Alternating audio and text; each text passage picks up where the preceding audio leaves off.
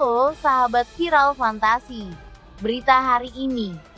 Presiden Jokowi setujui peraturan yang membuat gaji PNS dan karyawan swasta dipotong sebesar 2,5%.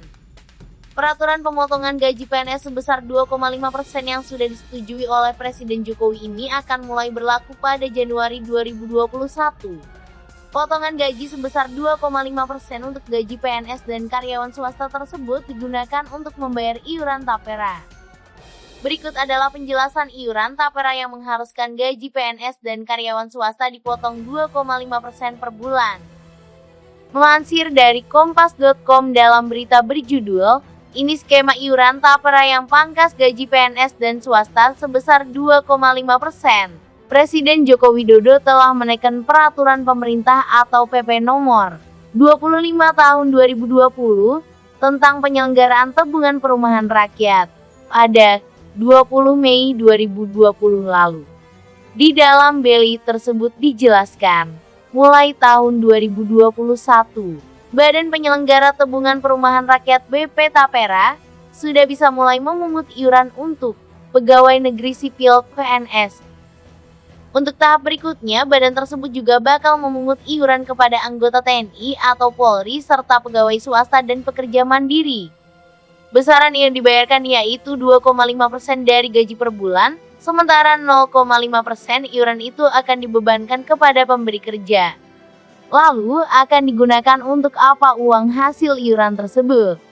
Deputi Komisioner Bidang Pemupukan Dana Tapera Gatot Subadyo menjelaskan, BP Tapera bakal memanfaatkan dana iuran ke dalam 3 hal yakni dana pemupukan, dana pemanfaatan, dan dana cadangan. Untuk pemupukan, BP Tapera bakal menginvestasikan dana iuran tersebut ke beberapa instrumen dengan skema kontrak investasi kolektif atau KIK. Kita mengelola dengan model kontrak investasi. Simpanan peserta akan diinvestasikan di pasar modal maupun pasar uang dengan pola kontrak investasi. Jelas Gatot dalam video conference Jumat, 5 Juni 2020. Dalam mengelola kontrak investasi tersebut, BP Tapera bakal bekerja sama dengan Bank Kustodian sebagai mitra dan akan menunjuk manajemen investasi atau MI.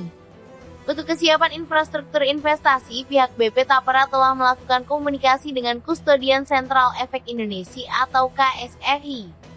Adapun saat ini, BP Tapera telah menggandeng PT BRI Persero, Tbk untuk menjadi bank kustodian. Selain itu, badan yang baru saja dibentuk tersebut juga telah menunjuk 5 manajemen investasi, meski masih enggan mengungkapkan nama dari masing-masing manajemen investasi. Proses pengelolaan investasi mengacu pada pengelolaan yang mengedepankan risk dan return management. Kami akan mengoptimumkan pengelolaan dan memerhatikan risiko yang mungkin terjadi. Jelas Gatot.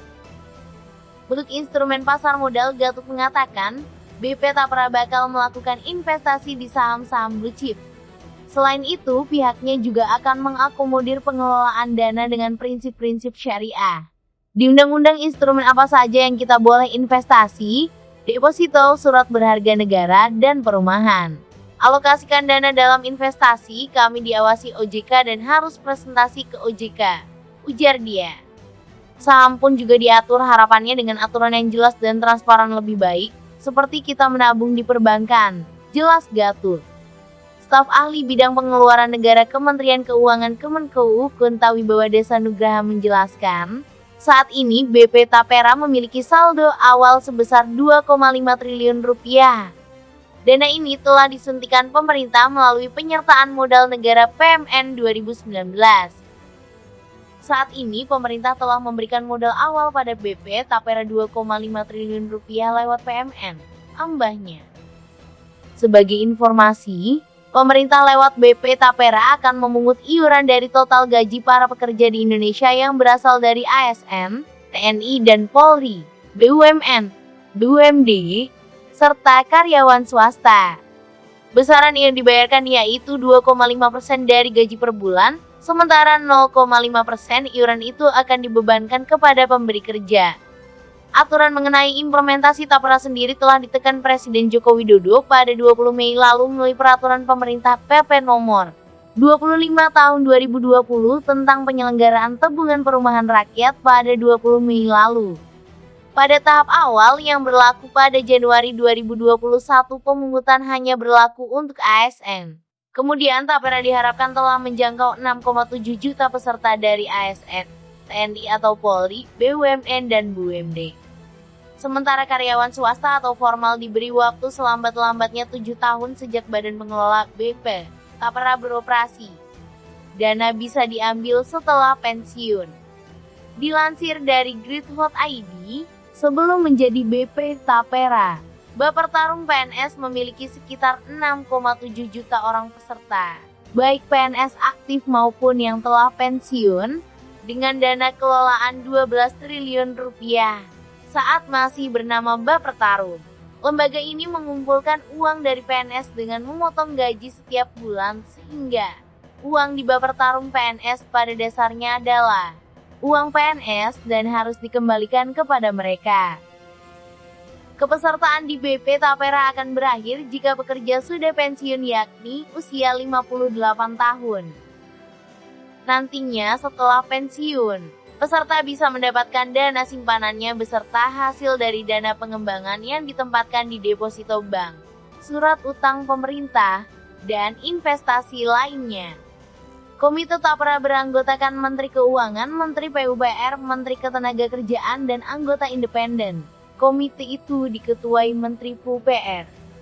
Dikutip dari Antara, Kementerian Pekerjaan Umum dan Perumahan Rakyat PUPR melalui pengelolaan dana pembiayaan perumahan atau PPDPPP menyebut aplikasi Sistem Informasi Kumpulan Pengembang Sikumbang dan Sistem Informasi KPR, Subsidi Perumahan Sikasep, dapat menjadi big data bagi Tapera. Menurut Direktur Utama PPDPP Kementerian PUPR Arif Sabarudin, pihaknya berharap juga pengembang-pengembang mendapatkan bantuan PSU yang perumahannya terdaftar dalam aplikasi Sikumbang dan Sikasep. Lebih lanjut, dia mengatakan bahwa pihaknya juga sudah banyak berbicara dengan teman-teman Ditjen Perumahan agar semua pembangunan perumahan di Indonesia, termasuk rumah susun, rumah khusus dan rumah swadaya, semuanya didaftarkan ke dalam aplikasi Sikasep agar nanti dapat terlihat petanya. Direktur Utama PPDPP itu juga menyampaikan bahwa sangat mudah untuk berkoordinasi dengan teman-teman di Ditjen Perumahan Kementerian PUPR terkait mengintegrasikan data-data perumahan ke dalam kedua aplikasi tersebut karena datanya tersedia, dan aplikasi ini nanti sudah berbasis teknologi GPS.